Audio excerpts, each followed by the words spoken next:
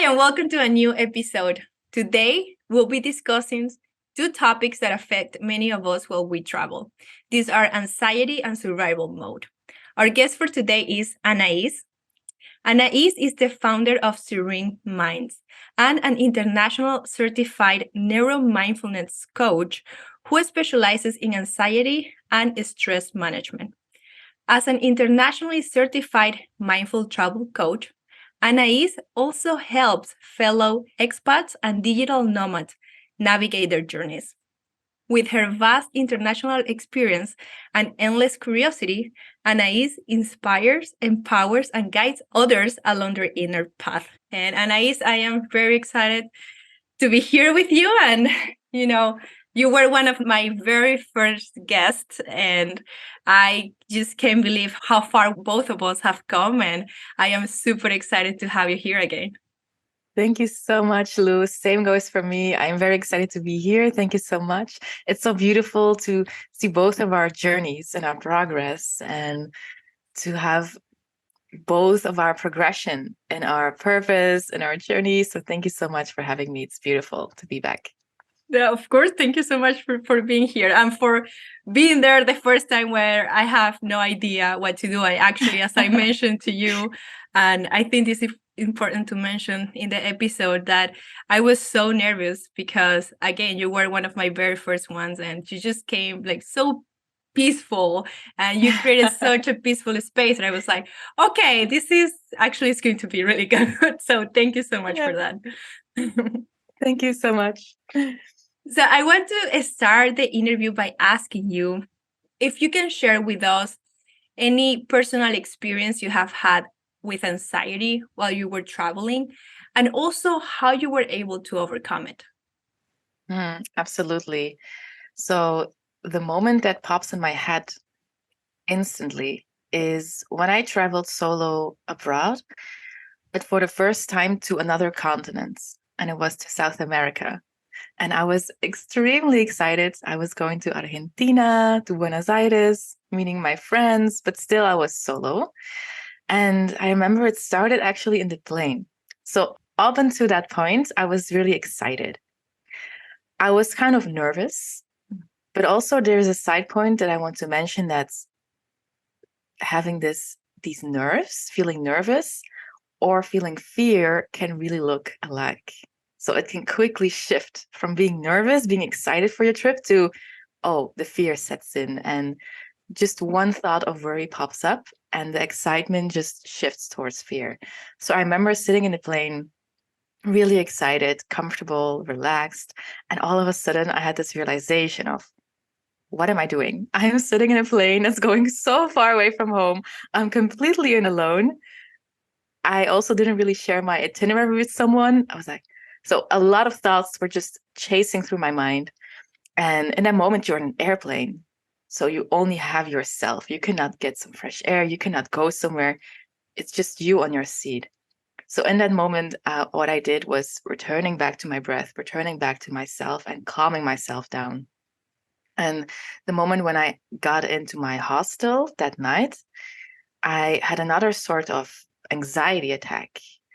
So those are the two things that come across my mind when you ask me this question. And this anxiety attack was way worse than what I experienced in the plane. So really, I was laying on my hostel bed and I just felt this urge, this panic inside of me. What I did then to cope with it was I went on Insight Timer because then I was really, still discovering a lot of different types of meditations and coping ways. And I did a technique that now I teach to people, which is really tuning into your body, noticing where you are feeling the sensation of fear and imagining it's alive, imagining it could talk to you, having a bit of conversation with it. So asking it, hey, what is wrong? Tuning into this part and imagining it's your inner child. It's you as a little child, or it's the version of you that gets super stressed out. Like imagining it's become alive, basically.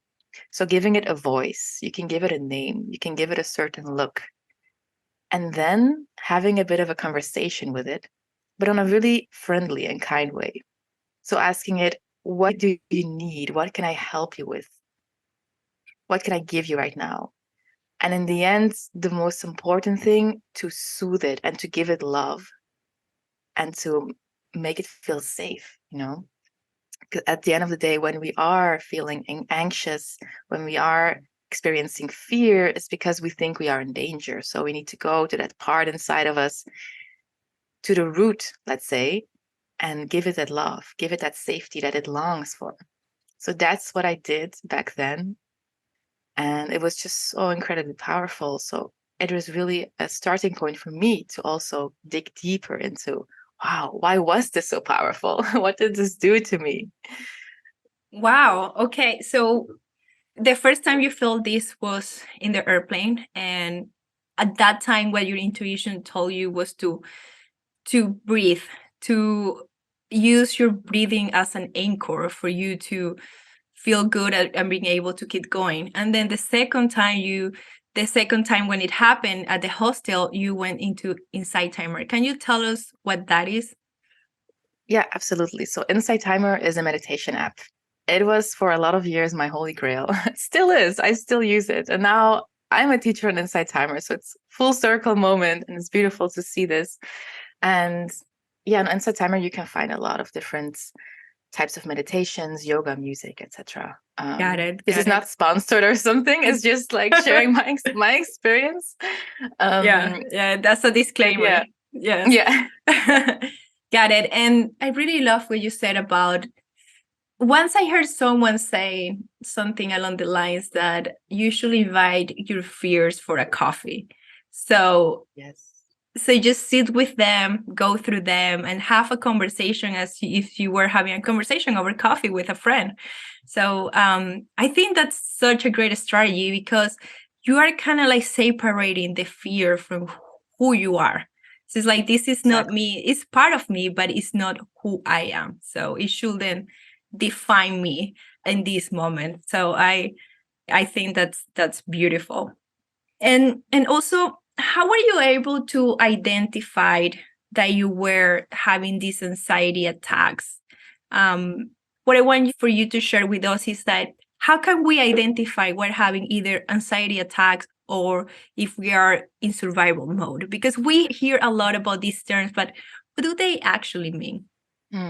That's a really good question, because I also struggled for a long time not knowing what was going on and not knowing what were the symptoms that I was experiencing.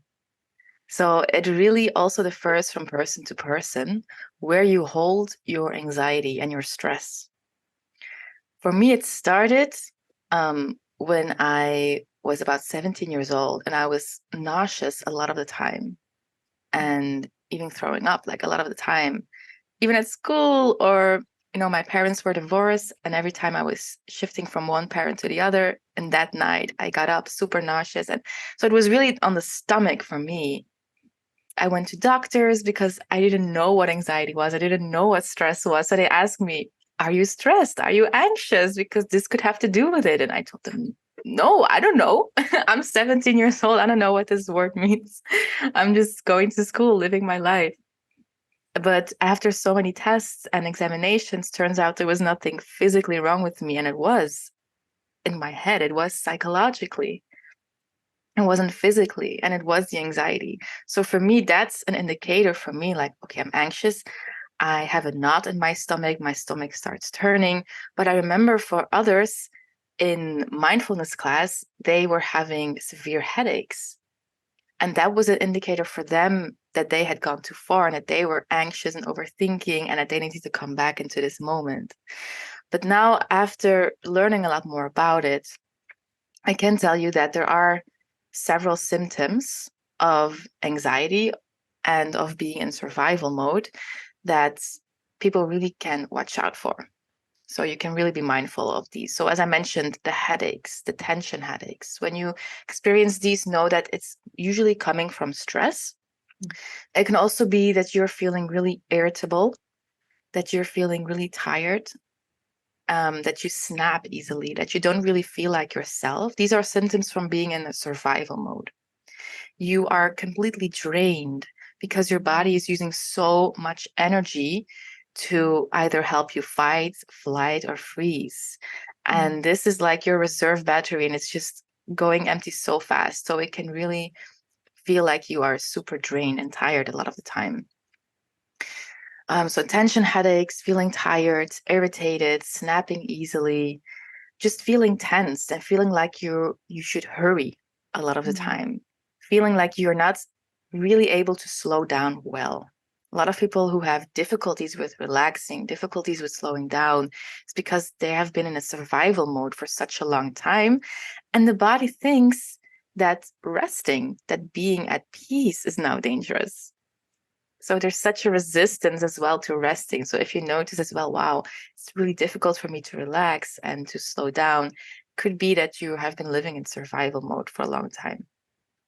Wow. Now, regarding, yes, that's really powerful. Our body is speaking to us in many ways. And this is what you could recognize with the survival mode symptoms. And so you have fight, flight, and freeze. So they both have a bit different symptoms, but you can also shift and you can change.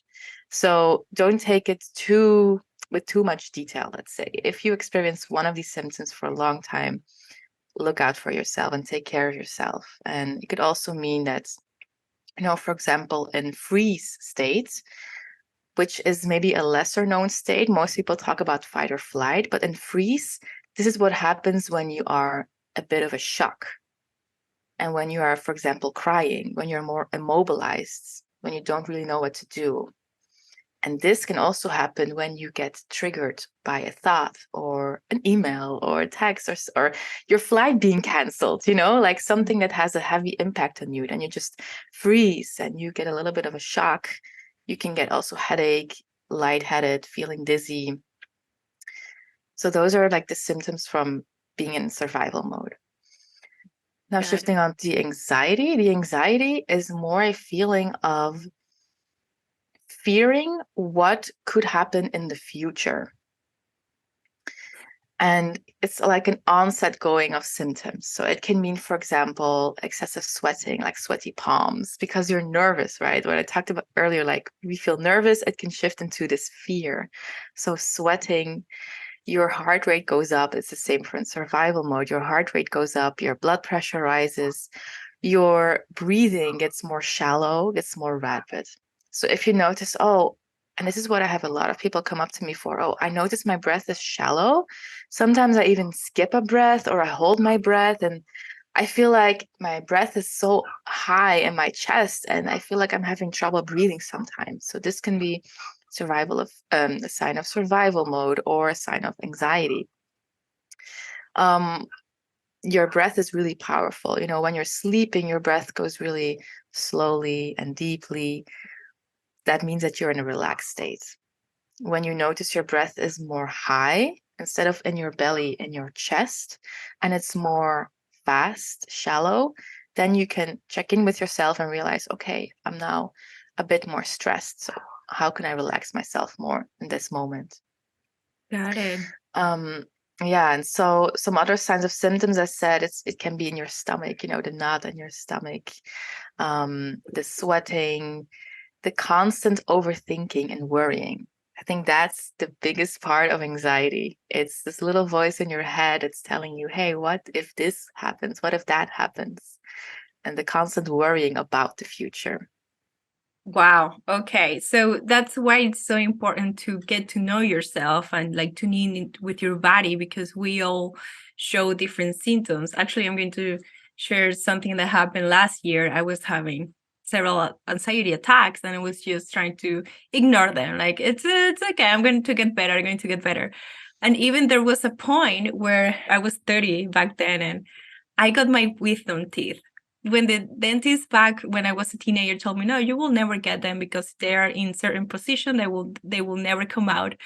I was just avoiding the feelings of anxiety and burnout that I was having, that just my body just was like, okay, here are your wisdom teeth, and just so forcing me to rest. And also one way that anxiety manifests in my body is my lower back. So these are things that I had to like tune in with my body and learn what the signs are. So very important, and also very important about the breathing, because breathing is something that is so important, and we don't really pay attention to it. We just do it so automatically that when something bad is actually happening is when we pay attention to it. But we should pay attention to it all the time because it's vital. We are alive because we're breathing. So Exactly. yeah. So yeah, and also about the survival mode.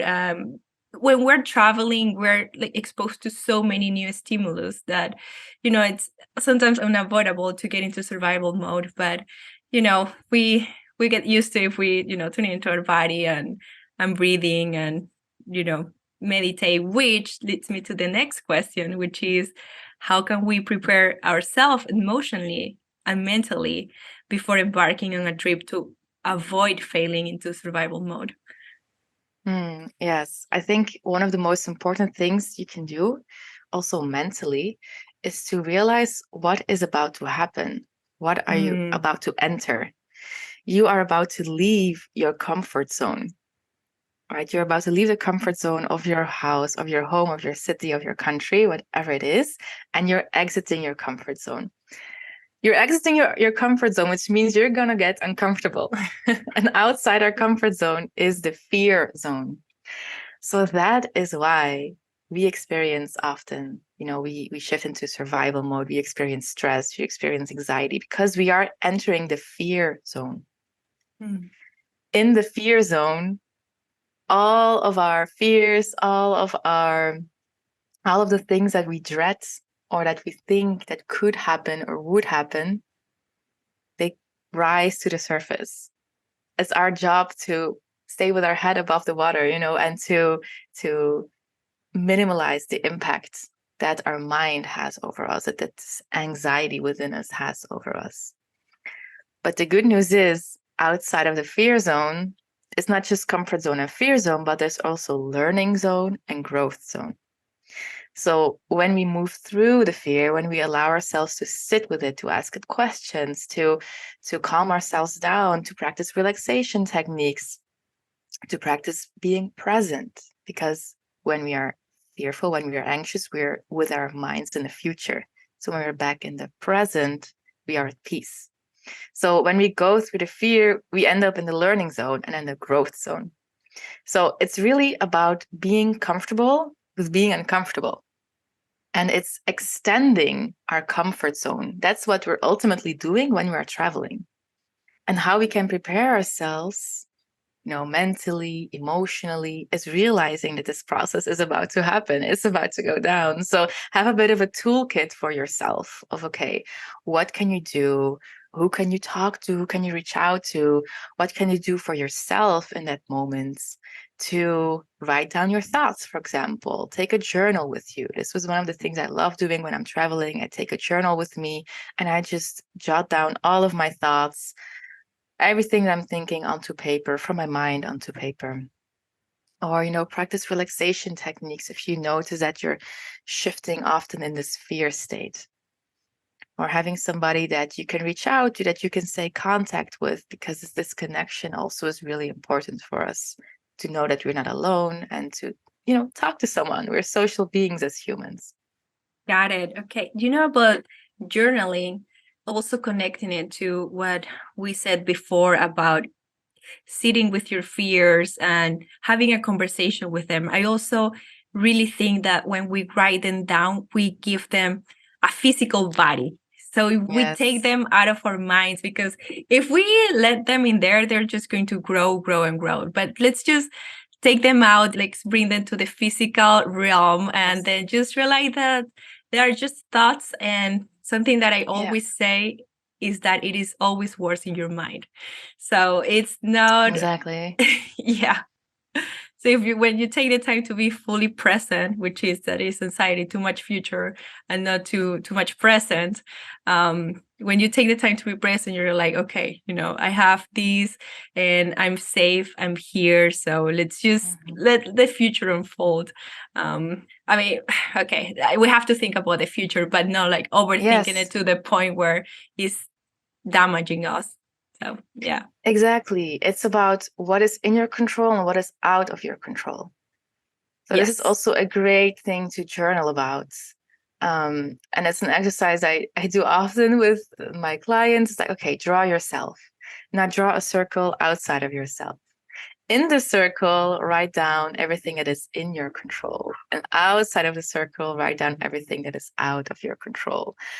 And it sounds so simple, but when you do it, you're like, wow, there's a huge shift in your perspective. And you can give less heaviness, less meaning, less focus, less attention to those things that are outside of your control, because you realize there's absolutely nothing that you can do about it. You cannot control your flight hours. You cannot control if it gets delayed or canceled. You cannot control anything from the outside happening to you. The only thing that you can control is your reaction to it. 100%. That's such a powerful exercise when we realize that, we can only control what is in our control. Sounds so simple, but it's so powerful. Yes.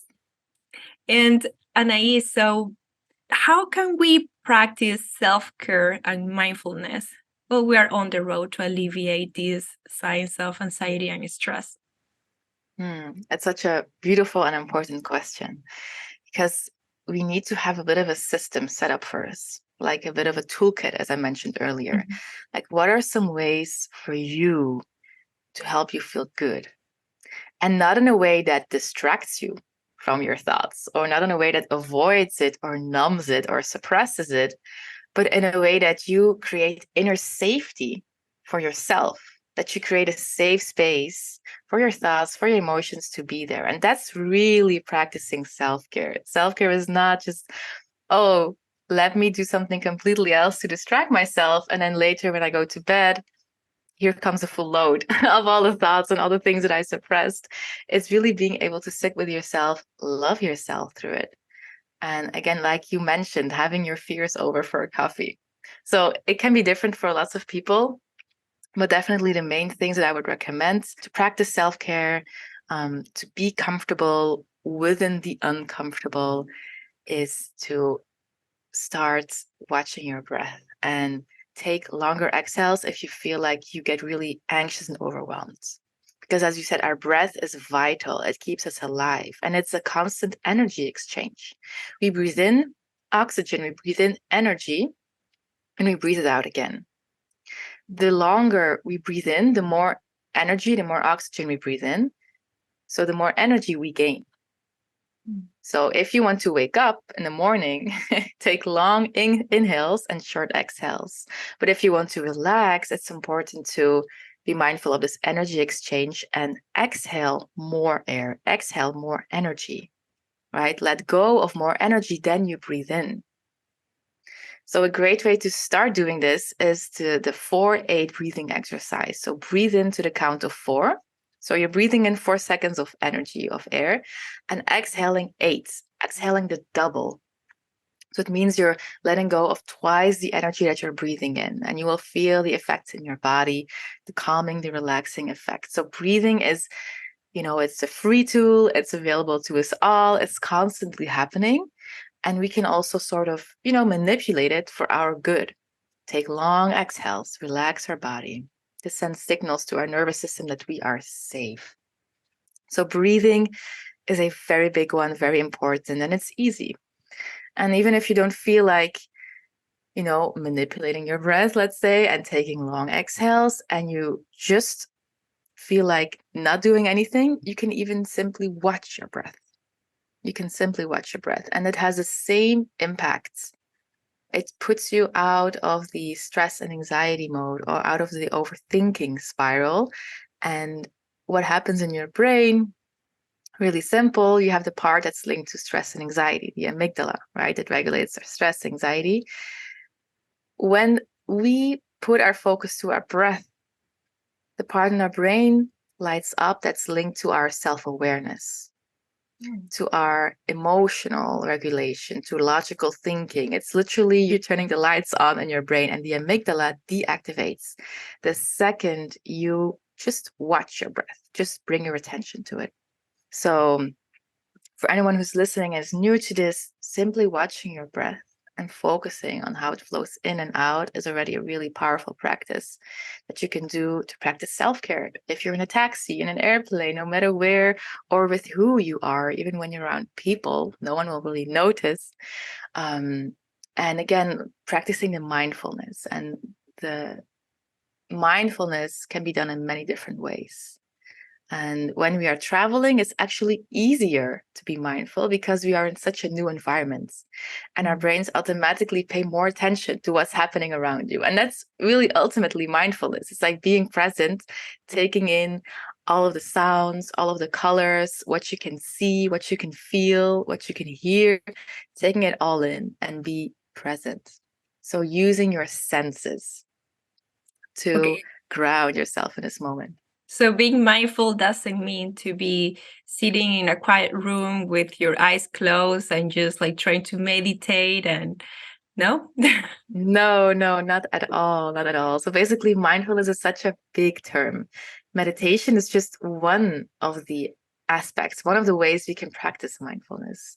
Mindfulness really ultimately originally means paying attention to what's in front of you right now. Like me paying attention to you, to our conversation, not being on my phone, not doing anything else, to eliminate distractions and bring your focus to what's happening right here, right now. Yeah, you can absolutely practice mindfulness with your eyes open when you are eating. When you're eating abroad, you're discovering a new culture. Notice what you can really taste. Often we are eating and we forgot about what you ate this morning, what you ate yesterday. We forgot about the whole experience. So it's really bringing your attention, bringing your awareness to what's happening. And it's really simple, easy, and it is easy to do, right? It doesn't take a lot of effort. The only thing that takes is remembering to do it. That's true. That's true. And while you were mentioning this, one thing that came to my mind is that, and actually you are in Bali right now, you live in Bali right now. I was there like 4 years ago. And one of the things that surprised me the most when I was around Balinese people is just like how mindful they are, like how present they are and how connected they are to their people and their culture and their rituals. And like, for example, I live in a big city, and people that live in the big cities or different countries, there is this tendency to always be in the future, like being thinking what's next, and then only like responding to all the different stimulus that come from everywhere. And no wonder why so many people feel burnt out, feel anxious, and are in survival mode. So when I travel to these small islands or small towns, just how present and connected people are.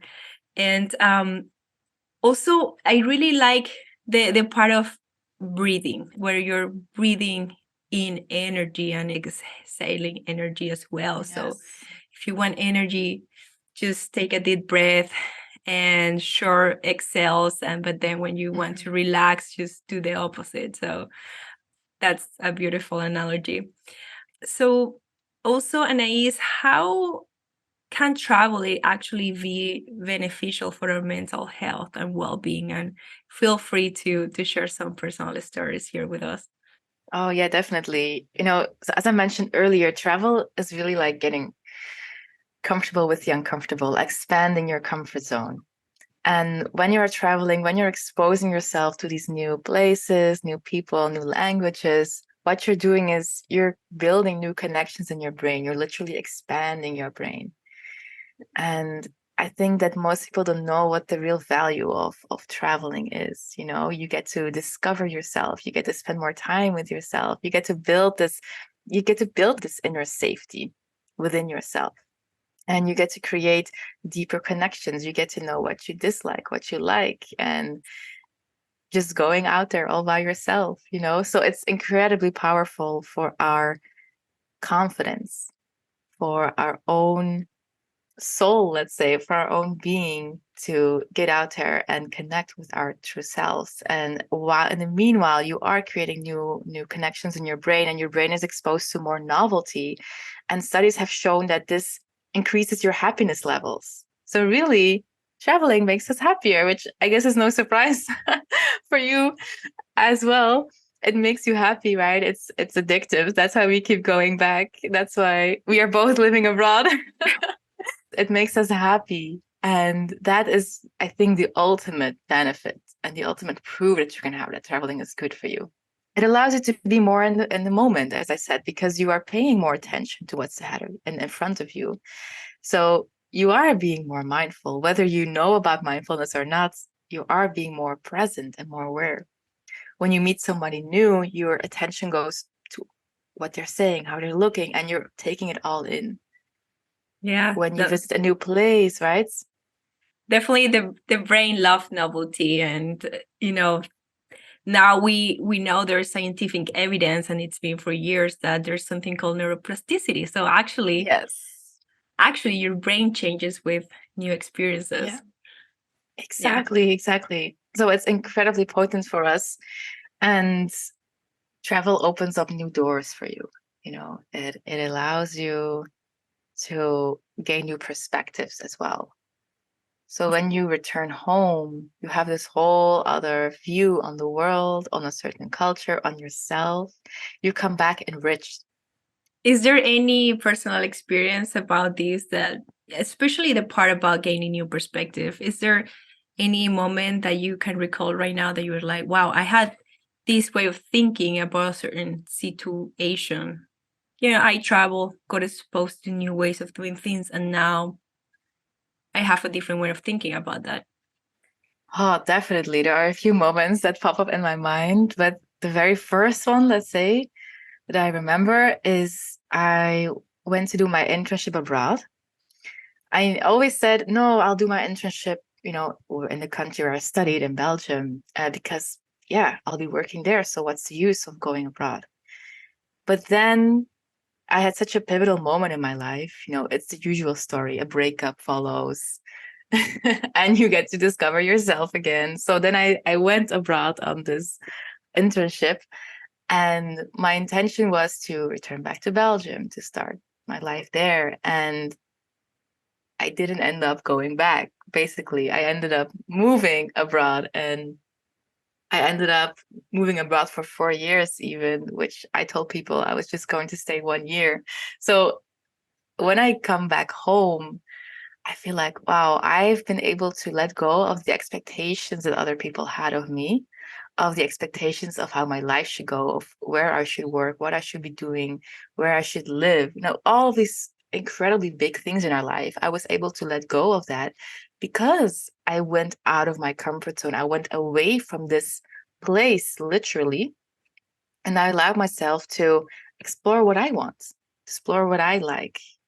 Turns out I like to live in a warm climate. And unfortunately, Belgium is not a warm climate. Or, it turns out I love to be around people, as you say here in Bali, who are really present, peaceful, warm, open.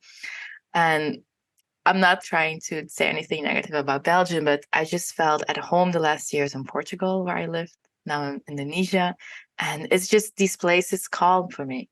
So it's really just being able to, let's say, turn down the volume knob of other people's opinions, expectations of you, turning up your inner voice, your inner wisdom volume knob, and tuning into that space. And I think that's what travel has really enriched me with.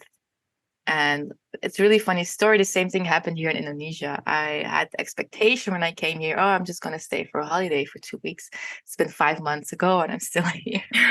So it's like just letting go of the expectations. And we think we have a plan. We think we can control the future. We think it's all set in stone, but it is absolutely not. And so also knowing that everything and anything can happen when you're traveling. That's true. Also such a big thing for your mental health as well. It's not being stuck. It's not this fixation of, oh, I am this person living this life, doing these things every single day over and over again. It's no, I can break free from that. I can break out of that. I can reinvent myself. And as you mentioned earlier, it's the non-identification with your fear, for example. And traveling shows you that you think you identify with so many things, but actually you're none of those things, and you can reinvent yourself and disidentify from parts of you that you want to change, that you no longer identify with. Yeah, no, that's great. We usually tend to look for our identity in the environments we're in, and sometimes there's something called emotional adaptation, where we just get used to environments that are not even good for us, and we just do it because it's what we know. And that's why traveling, especially alone, is so important, because we have that opportunity to break free from what we think we knew or who we thought we were, and then just discover new things, as you mentioned, like that opportunity for reinvention, to reinvent yourself and just to flow. I think that is such an Yes. important word, like to just flow, and it's not fixated. It's just like worry about what you control, which is what you can do right Mm. now. And that I think is great that you went there for 2 weeks. Now it's been 5 months, and you're just being fully present and enjoying your time there. That's really cool. You're just flowing with your present life right now, and that's great. So now that you mentioned about expectations and breaking free from other people's expectations, what can you tell us about community and the role of connecting to others in overcoming anxiety while traveling? Yeah. So connection, community is one of the most basic needs of humans. Like we need to feel safe. And in order to feel safe, yes, we can regulate ourselves 100%. We can relax our bodies. We can deal with our minds. But the community, the connection, our nervous system needs, for example, eye contact as a signal to tell us that we're safe. Mm. So when you make eye contact with somebody, or for example, physical touch, those are signals that get sent to our nervous system to let us know that we are safe. So the next time that you connect with somebody, look in their eyes. If you're not a physical touch person, you don't have to, touch anybody. I'm not telling you to go like a crazy person hugging everybody, but it sends signals to our nervous system to let us know that we are safe. And that's the ultimate way of dealing with our anxiety as well. You might notice when you're hugging somebody, when you're connecting deeply, you feel a sense of safety, of peace. And this is also called like co-regulation. When you are, for example, really anxious, like you were mentioning with the first podcast, that you were like nervous, and I was bringing this peace, which I'm really happy to hear. And then you were also more at peace, at ease. Even though it was digitally, this was co-regulation happening. Our nervous systems were kind of connecting with each other, tuning in on each other.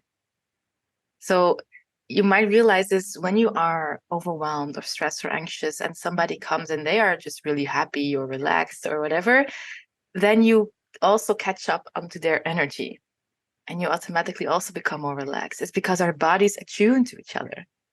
And this is also just, the latest scientific research about this, of our vagus nerve, which is the biggest nerve in our body, which you probably know, right? So Yeah. it runs from top of our spine, from our brain, all the way down to the bottom of our spine. It connects basically mind and body. And this vagus nerve gets activated, which we want, because then we enter the rest state, right? It gets activated through not only deep breathing, like long exhales, but also eye contact, deep connections, meaningful connections, because this is what we are wired for as humans. We don't come from living all in our own apartments, all in our own huts. We come from living in communities, living with our close ones, with families, with friends, people who we meet. So this is one of the most basic needs of humans. So definitely when you traveling solo is an amazing idea, but make sure you carve out time. You actually put in your calendar, like once a week, twice a week, get social. For the introverts here, get social. Even if it feels uncomfortable, we need it.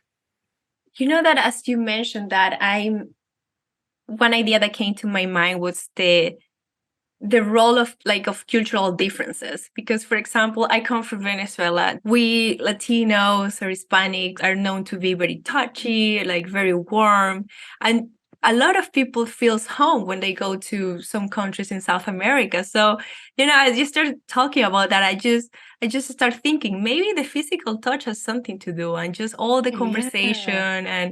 and Yes. like this massive co-regulation happening.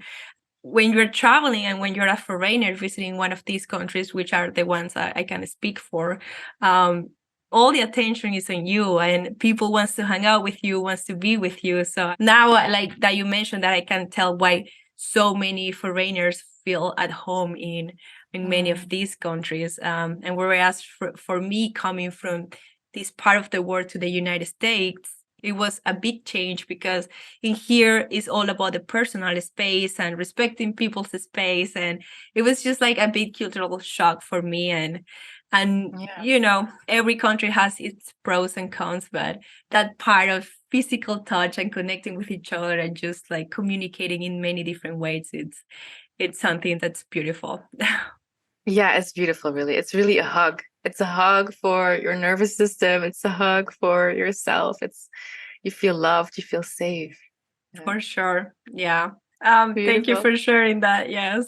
So, Anaïs, what advice do you have for someone who wants to travel but is struggling with anxiety and fear? What can you say to that person? Yeah, I would definitely say be kind to yourself. Okay. Start off with being kind to yourself. This is not something that is wrong with you. This is not something that you are. Okay. This is something that comes and goes, it passes. So be patient and be kind towards yourself. It's the most important thing to remember. So whenever your anxiety or fear is arising, you can recognize it as something that is temporarily, you know, because it comes, you don't like it, but then it goes away and you're more at ease. So it doesn't stay with you forever. Like you don't 100% of the time feel happy or sad or anxious. It comes and it goes. But as we talked about before, having a sort of view on what's in your control and what's out of your control. So be prepared. Be prepared with certain tools, certain things that you can do when you don't feel so good. Watch your breathing, become mindful, become present, download a meditation app or something, get your journal with you, have somebody that you can reach out to, talk to. There are so many things that we can do to take care of ourselves. And of course, also with the travel part, with what is in your control, planning things and not like excessively if you don't want to, but at least having a sense of control, because it can definitely trigger fear and anxiety in you if you don't know where you're going to sleep tonight or tomorrow, or if you don't have that flight booked and you keep postponing it. This just builds up stress, fear, worry inside your mind. So try to eliminate that if it's not needed. Look Got at your it. problems. Look at the way that you're standing in your own way. How am I sabotaging myself? Why am I postponing to book things? This is just adding stress. That is unnecessary. So it's also taking a look at yourself, like, where am I sabotaging? How can I make things easy on myself? So I have everything arranged, everything settled out, and I do not have to worry about that anymore. And the only thing that my mind will worry about, because your mind will always find things to worry about, is what if this happens? What if this goes wrong? What if you miss your flight? What if this happens? And you can let it know, hey, mind, right now I'm trying to enjoy my vacation. So we'll talk later. Right now I'm focusing on my breath. Right now I'm doing this. And having certain routines set up, I feel like is very important, because at the end of the day, you always go back to your habits, to your routines. What do you do when you wake up? A lot of us, we look immediately at our phones and we get bombarded with notifications, emails, messages. That's not the best way to start your day, because then you immediately shift from like a 0 to 100. Your brain goes from a 0 to 100 super fast while you need some time to wake up. So also, how do you start your day? How do you set the tone for your day? Like just reflecting on what is going well and what you can be grateful for example, is a beautiful way to shift your perspective. If you wake up with already thoughts running through your mind of, oh, what is going to happen today? Or I'm fearful, I'm anxious, this might happen, or I'm going on this trip, shift to, hey, I get to go on this trip. What can you be grateful for? Wow, I'm so grateful that I'm able to travel. I'm able to, experience new opportunities. So shifting our mindset, reflecting on what can you be grateful for, doing a meditation in the morning, doing some yoga, some stretches, going for a walk, anything that makes you feel good, right? And we all know the things that we should be doing. We all know the things that are good for us. And it's just a matter of get up and doing them. So having that before you travel, having your routines settled, it will help you greatly with maintaining those routines when you are traveling. And it's really simple, in the morning or in the evening, can be 5 minutes. Doesn't have to be an hour. You don't have to wake up at 5 a.m. and do 2-3 hours morning routine. It can just be 5 minutes of journaling, meditation, anything you want. Having that structure set up that you can always fall back to, because we always fall back to our routines. We always go back to that. It becomes a habit, an automatic thing. And if you can make it something good, something healthy for you, then you're just supporting yourself along the way. Wow. Thank you so much for all those tips. So again, the importance of having a toolkit that, we all need different tools because we're all different individuals, and also routine. I'm really glad you mentioned about using the phones first thing in the morning. That's like such a waste of our mental energy. That's something I'm actually really working on. And I know when I'm traveling, I do it a lot. And last time I was traveling, I was just like, okay, I'm just going to be away from my phone because I know this is not good for me at the moment and it's not letting me be present. Again, as you have been mentioning throughout the episode, focusing on what you can control and planning, because planning also helps you being in control. But also, like I will say, that leave a space for that, for doing something unexpected, for letting yourself flow with the moment. So thank you so much. And breathing again. So you have made such emphasis on breathing, but yes, it's so important. And I know I am missing some, but those are the ones that stood out for me the most. So thank you so much for everything you shared with us. Thank you so much. And Anaïs, so this is coming to an end. And for anyone that is listening to the episode that wants to get in touch with you, where can they find you? You can find me on Instagram. You can look up my name, Anaïs Skoutariotis, or you can look up Serene Minds. You can also find me, so it's also my website, Serene Minds. You can also find me on Insight Timer.